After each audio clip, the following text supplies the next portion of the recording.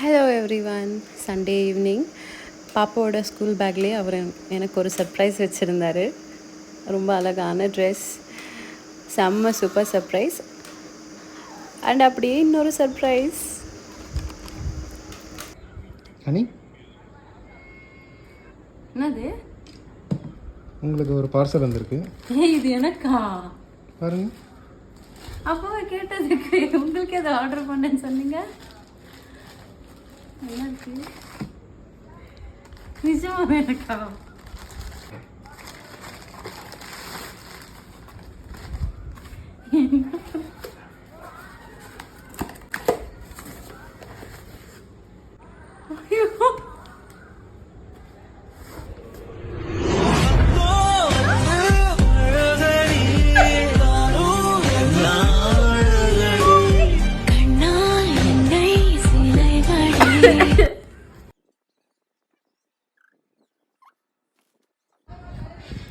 Wow, that's so nice.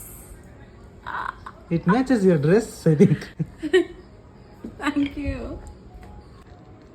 இதுவும் pink கலரா தான் இருக்கு. Upgrade from iPhone XR to iPhone 15. Thank you, Mani. அப்புறம் பார்த்தா எனக்கு சர்ப்ரைஸ் பண்ணலான்னு வாங்கிட்டு வந்த ட்ரெஸ்ஸை இவரை சர்ப்ரைஸ் பண்ணிடுச்சு. எனக்கு சைஸ் ரொம்ப டைட்டாக இருந்துச்சு, நான் ஒல்லியாக இருக்கேன்னு நினைப்பில் வாங்கிட்டு வந்துட்டார் போல் என் புருஷன். அடுத்த நாள் பர்த்டேன்றதுனால மாற்றிட்டு வந்துடலாம் அப்படின்னு சொல்லிட்டு டைரெக்டாக போய் மாற்றிட்டே வந்துட்டோம். பர்த்டேவா எங்கேயோ பிளான் பண்ணோமா, ஆனால் லேட்டாக இருந்துச்சோமா, மழை நேற்று வந்து மழை, எங்கேயும் போக முடியலையா. சரி, வீட்டு பக்கத்தில் இருக்கிற ரெஸ்டாரண்ட் ஆச்சு போகலான்னு சொல்லி இங்கே வந்துட்டோம்.